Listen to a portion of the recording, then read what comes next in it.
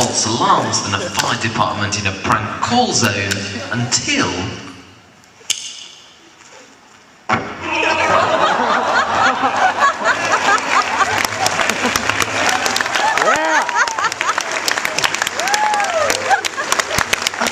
Adam delivers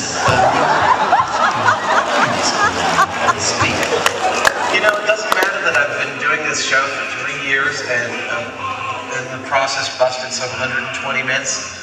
I will now be the guy that lit his poop on television. Hey, my God, hey man, check this out!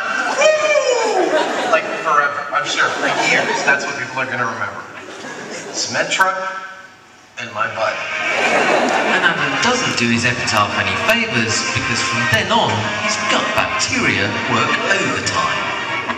Hey, another one! I feel like a champion, man! It's these microbes that break down carbohydrate and produce methane. This flammable gas makes up just 7% of the average flat earth. But that's plenty enough to confirm this myth. That's another one. It's the icing on the cake for the facts about flatulence. But remember that these guys are trained professionals. Please do not try this at home. This is no myth. It really happened, and you saw it for the first time ever, right here on Mythbusters.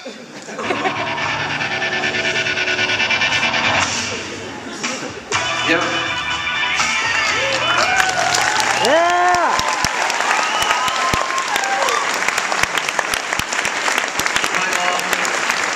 My mom is so proud.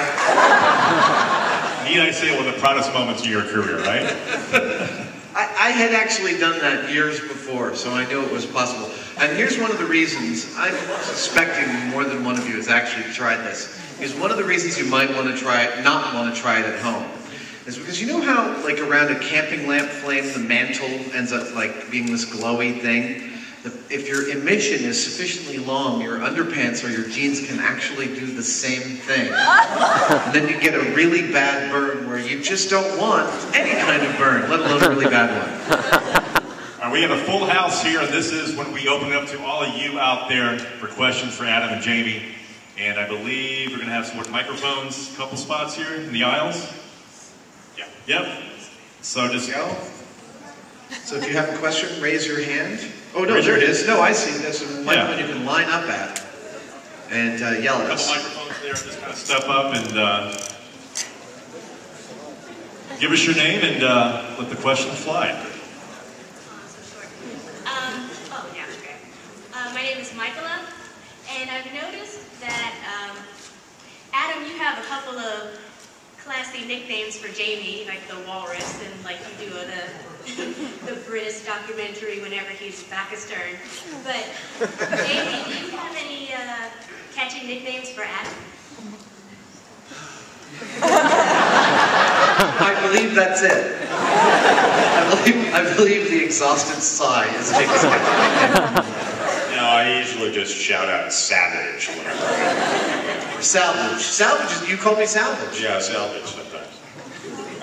All right, let me move over to this side and our right. Go ahead. I was just wondering from start to where you decided you were going to do the myth to where you decided whether it was true or not, which of them took the longest to test? You know, it's probably lead balloon, honestly. As I said, 2 factories broke their equipment attempting to deliver us the lead. The total process of looking for the lead to filming the episode was actually over 2 years. Wow. 2 years to find a source for that lead before we got around to filming it. But when we actually get things lined up a little bit, once Adam and I start to film, it's averaging about a week to 10 days. And we're shooting about 46 weeks out of the year. We work all the time, and I think once we're done with it, it goes to Australia, where the production company is that produces the show, and they take about 3 months before they end up on air on average. Thank you. Sure. All right. Okay. When when you first met Jamie, what was your first impression? And when Jamie first met Adam, what was your first impression? So I got a call from Jamie. I was working at a theater in San Francisco called Berkeley Repertory Theater. It's actually a very renowned Bay Area theater. And they were doing a adaptation of a show called Woman Warrior, which involved remote control lazy boy chairs. So I was making these two robot chairs, which was one of the most fun jobs I had ever done up till that point. And then I got this call from this guy, Jamie Hyman, saying, "Do you want to come in? I heard about you from some other professionals in the business. People say you should come on in, so why don't you come on in and show me some of the stuff you built?" And I actually was able to say, "I can't come in right now because I'm building a robotic chair." And then instead, for some reason, I don't know why I did this, instead of coming in with pictures, I actually came in with a suitcase full of stuff that I built.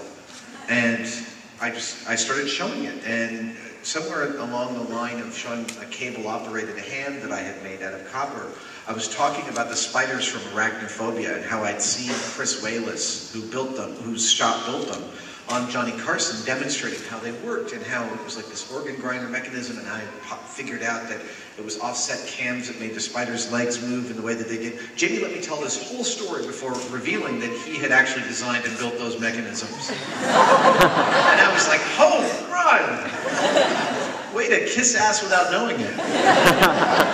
Yeah, Adam has what both of us have become familiar with and look for in people that we like to work with.